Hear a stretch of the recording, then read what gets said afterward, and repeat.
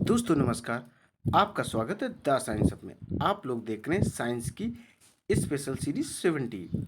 यह इम्पॉर्टेंट है एनटीपीसी के मेंस एग्जाम के लिए, रेलवे ग्रुप डी जिसके एग्ज़ाम होने हैं दोस्तों जुलाई अगस्त से, पीएचटी टीएचटी के लिए इम्पॉर्टेंट है, सुपर टेट के लिए इम्पॉर्टेंट है और टेट के लिए इम्पॉर्टेंट है। इवन जितने एग्ज़ाम्स होते हैं जिसमें साइंस आती है, यह सीरीज बहुत इम्पॉर्टेंट है। आइए दोस्तों स्टार्ट करते हैं क्वेश्चन नंबर 276 से। देखिए क्या है 276 नंबर। प्रकाश ऑक्सीकरण, जिसको इंग्लिश में फोटो ऑक्सीडेशन कहते हैं, प्रक्रम निम्नलिखित द्वारा प्रारंभ होता है। तो जो प्रकाश ऑक्सीकरण है, ये जो क्रिया है किसके द्वारा शुरुआत होती है? ऑप्शन आपके सामने ए बी सी डी हैं। ए में गर्मी, बी में प्रकाश, सी में उत्प्रेरक, डी में ऑक्सीजन। जो प्रकाश ऑक्सीजन की ऑक्सीकरण की जो प्रोसेस है, क्रिया है, वह स्टार्ट होती है पर किसकी वजह से दोस्तों? वह होती है प्रकाश की वजह से। किसकी वजह से? प्रकाश की वजह से। 276 का जो करेक्ट आंसर है वह हो जाएगा बी नंबर। क्या हो जाएगा दोस्तों? बी नंबर इसका करेक्ट आंसर हो जाएगा, जैसा कि आप लोग देख पा रहे हैं। अब देखें क्वेश्चन नंबर 277। एफ बी ए रंजक निम्नलिखित को रंगने के काम में आता है। जो एफ बी ए है वह जो रंजक है वो किसको रंगने में इम्पॉर्टेंट होता है, किसके रंगने में काम आता है? नायलॉन, कपास, टेरिलीन या ऊन। तो इसमें जो एफ बी ए है वह रंगने में काम आता है कपास को। किसको? कपास को कलरफुल बनाने के लिए एफ बी ए रंजक का उपयोग किया जाता है। 277 का जो करेक्ट आंसर है वह हो जाएगा बी नंबर। क्वेश्चन नंबर देखिए 278। नील निम्नलिखित रंजक है। नील कौन सा रंजक है? तो आप ऑप्शन देख पा रहे होंगे, व्हाइट, क्षारकी, अम्लीय या अधर। तो इसका जो करेक्ट आंसर हो जाएगा व्हाइट। जो नील है वह व्हाइट टाइप का रंजक होता है। 278 का जो करेक्ट आंसर है वह हो जाएगा ए नंबर। क्वेश्चन नंबर देखेंगे 279। 279 नाइट्रिक अम्ल, जिसमें 95% को इसको क्या करते हैं? तनु विलयन से निम्नलिखित विधि से प्राप्त किया जाता है। अर्थात नाइट्रिक अम्ल को इसके तनु विलयन अर्थात डाइल्यूट सोल्यूशन होता है, इससे निम्नलिखित विधि से प्राप्त किया जाता है। अर्थात किस विधि से प्राप्त किया जाता है?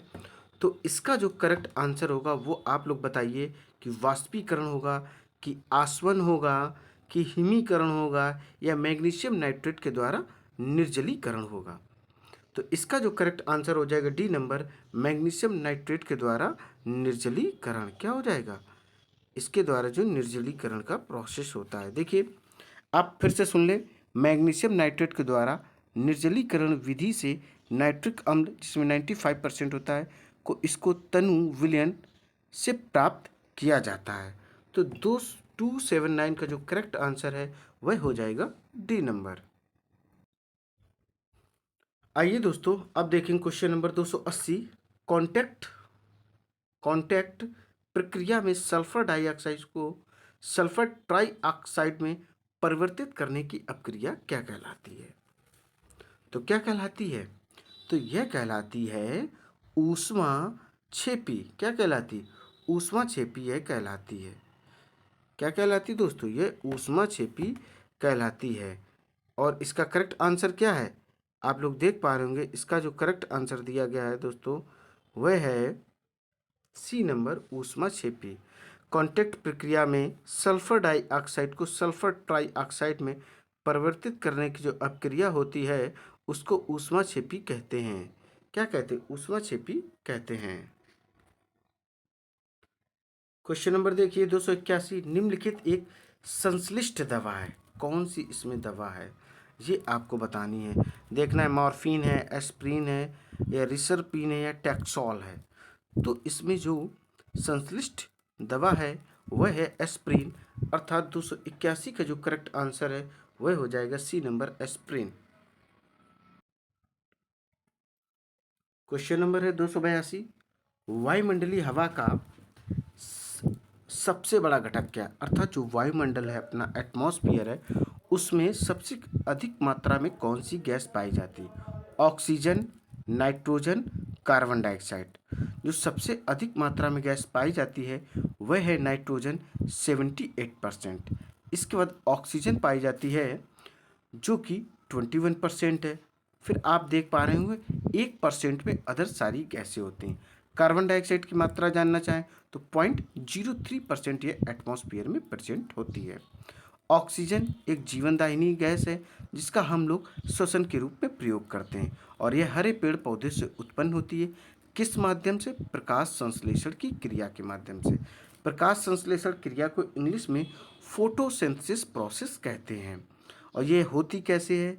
जब हरे पेड़ पौधे सूर्य प्रकाश की उपस्थिति में क्लोरोफिल की सहायता से वातावरण से कार्बन डाइऑक्साइड का अवशोषण करके अपना भोजन बनाते हैं तो इस क्रिया को प्रकाश संश्लेषण कहते हैं।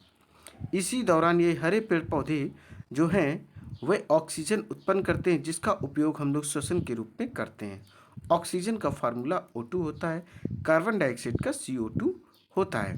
जितने हरे पेड़ पौधे आपको दिखाई पड़ते हैं वह क्लोरोफिल की वजह से हरे होते हैं। किसकी वजह से? क्लोरोफिल की वजह से वह हरे होते हैं। आगे देखिए तो इसका दोस्तों जो करेक्ट आंसर है 282 का जो सबसे अधिक बड़ा घटक है, ये सबसे अधिक पाई जाने वाली गैस है, वह नाइट्रोजन है 78%। करेक्ट आंसर बी हो गया। क्वेश्चन देखिए 283, वाहिका विस्तारक नामक दवा को निम्न में से उपचार में उपयोग करते हैं। किस उपचार में इसका उपयोग करते हैं? तो इसका उपयोग करते हैं अति में। किसमें करते हैं? अतिवाहिका विस्तारक नामक दवा का हम लोग इसमें उपचार के रूप में प्रयोग करते हैं। 283 का करेक्ट आंसर हो जाएगा अति। दोस्तों यह सीरीज टोटली एनसीईआरटी बेस्ड है, इसे जरूर देखें और अपनी मंजिल को पाएं। आगे देखिए दोस्तों क्वेश्चन नंबर 284, निम्नलिखित के एसिटिलीकरण से हीरोइन बनाई जा सकती है। हीरोइन कौन सी? वो एक्ट्रेस नहीं दोस्तों, ये एक मादक पदार्थ होता है। क्या होता है? ये एक मादक पदार्थ है। ये किससे बनाया जाता और कैसे बनाया जाता है? आंसर आपके पास चार है, ABCD, चार ऑप्शन है। फर्स्ट है रिसरपिन, बी मॉर्फिन, सी सैलिसिलिक अम्ल और डी कुनैन। तो इसमें से किससे यह बनाया जाता है?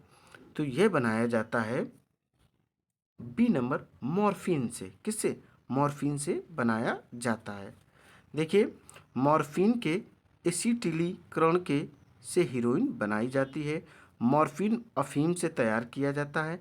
अब बात करें उपयोग तो इसका उपयोग दर्द निवारक एवं निषेधक बोलते हैं जिसको, अर्थात अचेतन रूप में किया जाए, अर्थात एक नशे के रूप में भी इसका उपयोग किया जाता है। डाई एसिटाइल मॉर्फिन को हीरोइन के नाम से भी जाना जाता है। हीरोइन का अगर आप केमिस्ट्री के तौर पे या केमिकल के तौर पर नाम जानना चाहें तो डाई एसिटाइल मॉर्फिन भी इसी को कहते हैं, इसी को हीरोइन भी बोलते हैं। क्या बोलते हैं? हीरोइन। एक प्रकार के दोस्तों ये सारे के सारे मादक पदार्थ हैं। क्या है? मॉर्फिन, ये सब इसी में आते हैं मादक पदार्थ में। तो 284 का जो करेक्ट आंसर है B number morphine. Question number देखिए 285, एम्पिसिलिन निम्नलिखित की तरह काम आती है। जो एम्पिसिलिन होती है किस रूप में काम आती है? तो वह काम आती है, आपको बताने हैं। ऑप्शन चार है, प्रतिजैविक, शोथरोधी, मलेरिया रोधी या कैंसर रोधी। तो एम्पिसिलिन का जो उपयोग होता है वह होता है प्रतिजैविक के रूप में। किसके रूप में? प्रतिजैविक के रूप में एम्पिसिलिन का उपयोग होता है। अब देखेंगे हम लोग क्वेश्चन नंबर 286। दोस्तों कौन सा है? 286 क्वेश्चन नंबर है। कौन सा दोस्तों? 286 है। चलिए इसको लिखने की कोशिश करते हैं। ये क्वेश्चन है दोस्तों 286, निम्नलिखित सबसे महत्वपूर्ण हृदय उद्दीपक है। निम्नलिखित में से सबसे जो महत्वपूर्ण उद्दीपक है वह कौन सा है? वो दोस्तों आपको बताना है वह कौन सा है। वह दोस्तों कौन सा है? तो इसमें जो करेक्ट आंसर आपको देखना है डिगजीन या सिमेटिडीन या पैरासीटामोल या पेनिसिलिन, क्या इनमें में से कौन सा है, ये चीज़ बतानी है। और सोचिए दोस्तों इसमें में से कौन सा है। तो इसका जो करेक्ट आंसर हो जाएगा वह ए नंबर हो जाएगा। क्या हो जाएगा? ए नंबर हो जाएगा। और ए नंबर जैसा कि आप लोग देख पा रहे होंगे, ये रहा ए नंबर दोस्तों। क्या? ये रहा डिगोजिन जो है ये हृदय उद्दीपक के रूप में अर्थात स्टिमुलेट के रूप में ये बेहतरीन तरीके से कार्य करता है। और ये क्वेश्चन है दोस्तों 286 नंबर। क्या है? 286 नंबर। अब क्वेश्चन देखेंगे 287। आलू की चित्ती जिसको पोटैटो ब्लाइट कहते हैं के लिए सबसे महत्वपूर्ण कवकनाशक या फंजीसाइड क्या है? कैप्टेन, मैनेप, थाइरेम या बेनोमिल। तो क्या है दोस्तों? ये चीज़ आपको बतानी है। तो इसका जो करेक्ट आंसर हो जाएगा ए नंबर, कैप्टेन। क्या है? कैप्टेन है जो इसके लिए बहुत इम्पोर्टेंट होता है। किसके लिए? इसके लिए इम्पोर्टेंट होता है। आलू की चित्ती के लिए सबसे महत्वपूर्ण कवकनाशक जो है वह कैप्टेन होता है। क्या होता है? वह होता है। अब देखें क्वेश्चन नंबर 288। प्राकृतिक कवकनाशक का एक उदाहरण है। क्या है? फ्यूरेल, फ्यूरिलक्सिल है, वीरोन है, फॉलेट है, करॉक्सिल है। क्या इसमें है? 4 ऑप्शन दिए गए तो इसका करेक्ट आंसर हो जाए बी नंबर, फ्यूरॉन। जो व्यूरोन है ये किसका एग्जाम्पल है? प्राकृतिक कवकनाशक का ये एक एग्जाम्पल होता है। अब देखें क्वेश्चन नंबर 289। पादप वृद्धि नियामक का उदाहरण है। पादप वृद्धि नियामक का जो एग्जाम्पल कौन सा है ये दोस्तों आपको बताना है। वो इसमें से कौन सा है?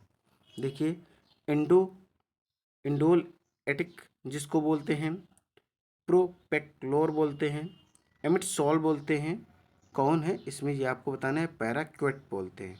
तो इसका जो करेक्ट आंसर हो जाएगा वह एक नंबर हो जाएगा, इंडोल एस्टिक। क्या बोलते हैं?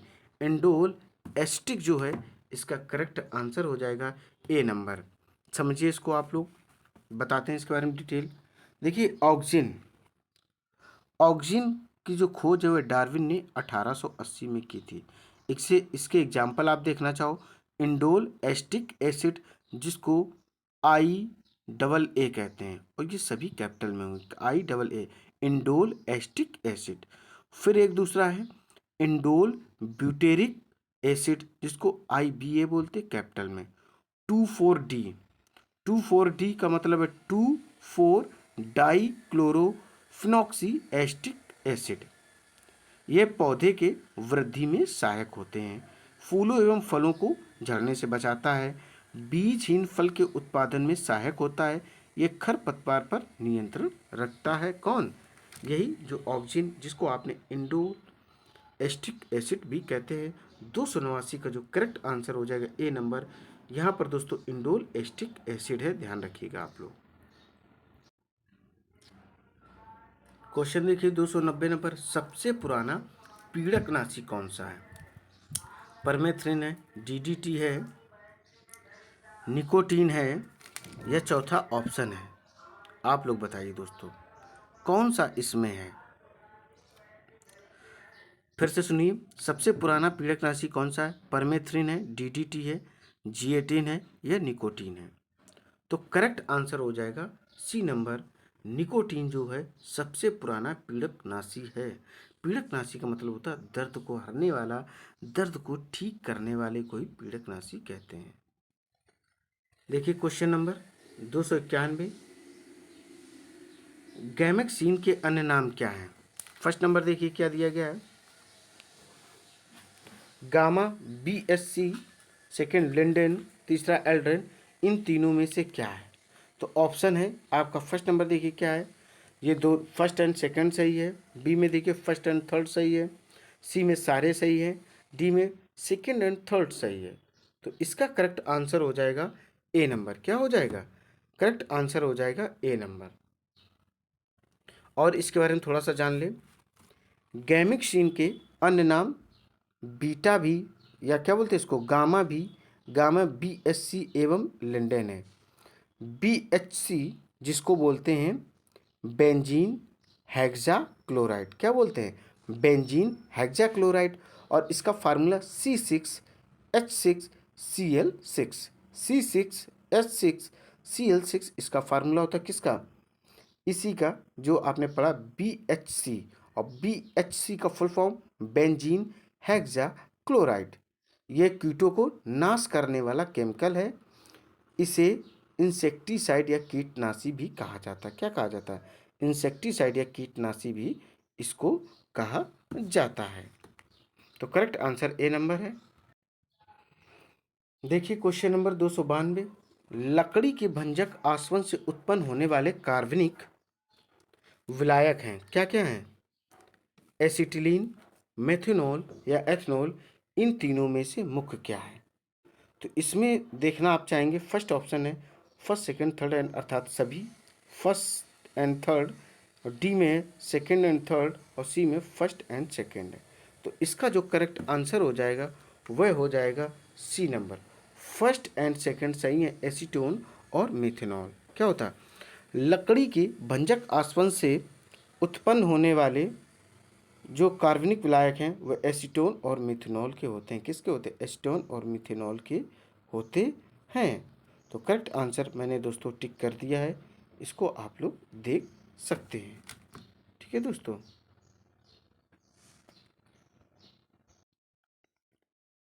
ये क्वेश्चन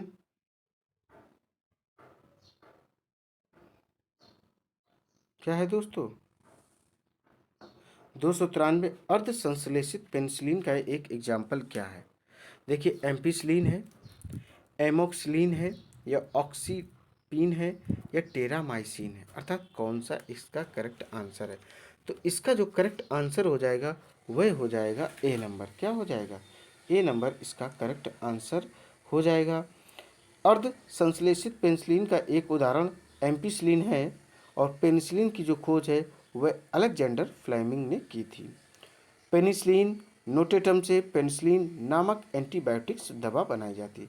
फर्स्ट ऑफ ऑल आप समझिए, पेनिसिलिन की खोज अलेक्जेंडर फ्लेमिंग ने की थी। फिर पेनिसिलिन नोटेटम से क्या बनाया जाता है? पेनिसिलिन नामक एक एंटीबायोटिक्स दवा बनाई जाती है। तो इसका करेक्ट आंसर हो जाएगा ए नंबर, अर्ध संश्लेषित पेनिसिलिन का जो एग्जाम्पल है, जो उदाहरण है, वह एम्पिसिलिन है।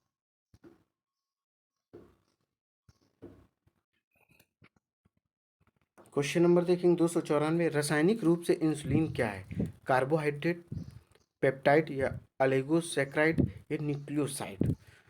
तो जो रासायनिक रूप से इंसुलिन है वह पेप्टाइड है। क्या है? वह पेप्टाइड है। तो 294 का करेक्ट आंसर हो जाएगा बी नंबर। देखिए क्वेश्चन नंबर 295, लाइपेज एंजाइम समूह द्वारा अपक्रियाओं का जो वर्ग उत्प्रेरित होता है वह क्या कहलाता है? एस्ट्रो का जल अपघटन, ये फर्स्ट था। सेकंड देखें एमाइडो का जल अपघटन। थर्ड देखें एस्ट्रीकरण, क्या कहलाता है? तो ऑप्शन देख सकते हैं, ए नंबर में सभी सही है, बी में पहला दूसरा सही है, सी में पहला तीसरा सही है, और डी में दूसरा और तीसरा सही है। तो इसका जो करेक्ट आंसर हो जाएगा सी नंबर, पहला और तीसरा सही, अर्थात एस्ट्रो का जल अपघटन और एस्ट्रीकरण। 295 का जो आंसर हो जाएगा वह सी नंबर हो जाएगा। क्वेश्चन नंबर देखिए 296, वे प्रक्रिया जिन्हें कृत्रिम एंजाइम क्या जिनको क्या कहा जाता है? कृत्रिम एंजाइम बनाने के लिए काम में लाया जाता है, क्या प्रक्रम कहलाता है? क्या प्रक्रम है? वे प्रक्रिया जिन्हें कृत्रिम एंजाइम बनाने के लिए काम में लाया जाने वाला प्रक्रम है। फर्स्ट नंबर आनुवांशिक इंजीनियरिंग, क्राउन ईथर का संश्लेषण, जीवित तंत्र से पॉलीपेप्टाइड का वियोजन। इनमें में से करेक्ट आंसर बताना है। ए बी सी डी आपको दिए गए हैं। तो करेक्ट आंसर क्या हो जाएगा दोस्तों, वो आपको बताना है। फटाफट चारों ऑप्शन आप देखें और मुझे बताएं। चलिए मैं आपको बता देता हूँ, इसका करेक्ट आंसर हो जाएगा बी नंबर। क्या हो जाएगा? बी नंबर, अर्थात आनुवांशिक इंजीनियरिंग और क्राउन ईथर का संश्लेषण। वे प्रक्रिया जिन्हें कृत्रिम एंजाइम बनाने के लिए काम में लाया जाने वाला प्रक्रम आनुवांशिक इंजीनियरिंग एवं क्राउन ईथर क्या है? क्राउन ईथर का संश्लेषण संश्लेषण है विज्ञान, और इसके अलावा विज्ञान की वह शाखा जिसके अंतर्गत जीन या अनुवांशिकी को कृत्रिम उपायों से परिवर्तित करने का प्रयास किया जाता है, आनुवांशिकी इंजीनियरिंग कहलाता है, अर्थात जेनेटिक इंजीनियरिंग इसको कहते हैं इंग्लिश में। क्या कहते हैं? जेनेटिक इंजीनियरिंग कहते हैं। क्वेश्चन नंबर देखेंगे 297। द्रव हाइड्रोकार्बन को कम आणविक द्रव्यमान के गैसीय हाइड्रोकार्बन में निम्नलिखित प्रक्रम द्वारा परिवर्तित किया जाता है। तो 4 ऑप्शन हैं, ABCD। ए है हाइड्रोजनीकरण, बी रिफॉर्मिंग, सी भंजन, डी अपचयन। तो कौन सा है? तो इसका करेक्ट आंसर हो जाएगा सी नंबर, भंजन। द्रव हाइड्रोकार्बन को कम आणविक द्रव्यमान के गैसीय हाइड्रोकार्बन में निम्नलिखित प्रक्रम द्वारा परिवर्तित किया जाता है, वह प्रक्रम होता है भंजन। करेक्ट आंसर सी है। देखिए 298, एल्युमिनियम पर क्लोरेट निम्नलिखित में काम आता है। किसमें आता है? ABCD। देखिए ए संकर नोदक, बी ठोस नोदक, सी द्रव नोदक, डी द्रवीय द्रव। किस में आता है? दोस्तों मैं आपको देता हूँ 30 सेकंड का टाइम, उतने में आप लोग मुझे देख कर बताएंगे किस में काम आता है। बताइए दोस्तों, देखें फिर से आप इसको देख सकते हैं, इस क्वेश्चन को, कि होगा क्या ऑप्शन। चलिए मैं बता देता हूँ, आपको देखने में टाइम लग रहा। तो वह हो जाएगा संकर नोदक, जिसको हाइब्रिड प्रोपलेंट भी कहते हैं। क्या कहते हैं? प्रोपलेंट भी कहते हैं। आइए नेक्स्ट क्वेश्चन देखते हैं। क्वेश्चन नंबर है 299। एलिजारिन, क्या बोलेंगे? एलिजारिन क्या है? ABCD देखिए, ए एंथ्राक्विनोन रंजक, बी रंगबंधक रंजक, सी ट्राइफेनिल मेथॉन रंजक, या एक प्रतिभागी। क्या है इसमें में से? आपको बताना एक प्रतिरोधी है कि नहीं है। तो करेक्ट आंसर हो जाएगा जो एलिजारिन है वह एंथ्राक्विनोन रंजक होता है। 299 का करेक्ट आंसर ए है। Question number 300। रासायनिक तौर पर जल क्या है? एक हाइड्राइड है, क्या है? एक हाइड्राइड है, ऑक्साइड है, हाइड्रो ऑक्साइड है, या परऑक्साइड है? क्या है ये दोस्तों आपको बताना है। देखिए 4 ऑप्शन दिए गए, तो करेक्ट आंसर हो जाएगा बी नंबर, एक ऑक्साइड। रासायनिक तौर पर जल क्या है? एक ऑक्साइड है, इसका फार्मूला H2O होता है। रासायनिक तौर पर जल एक ऑक्साइड है, यह रंगहीन, गंधहीन एवं स्वादहीन होता है। जल ठोस, द्रव एवं गैस तीनों अवस्था में पाया जाता है। जैसा कि आप लोग जानते हैं, ठोस में बर्फ और वैसे लिक्विड जल फॉर्म है। अगर गैसीय अवस्था में हो जाएगा जब जल, तो वेपराइजेशन के माध्यम से होता है। शुद्ध वाटर का अगर पीएच वैल्यू पूछा जाए तो आप 7 बोल सकते हैं। प्योर वाटर अर्थात डिस्टिल वाटर की जो पीएच वैल्यू होती है वह 7 होती है। बट अदर वाटर के ले जाएं तो उसमें कुछ ना कुछ इम्प्योरिटीज, अशुद्धियाँ मिली होती, इसलिए उनकी पीएच वैल्यू 7 नहीं होगी, कुछ ना कुछ ऊपर नीचे होगी। जैसे समुद्र की जो पीएच वैल्यू होती है वह 7 से ऊपर होती है। तालाब, नहरों की ऐसे पानी के लिए जिसमें अधिक एसिड वगैरह है तो उसकी पीएच वैल्यू 7 से कम भी हो सकती है। दोस्तों ये सीरीज यहीं पर कंप्लीट होती है। उम्मीद है ये सीरीज आपको पसंद आई होगी। इसी तरीके की ज़बरदस्त सीरीज आपको कंटिन्यू मिलती रहेंगी। इस सीरीज़ को अधिक से अधिक लाइक करें, शेयर करें और मेरे चैनल को सब्सक्राइब करें। दोस्तों जय हिंद, जय भारत।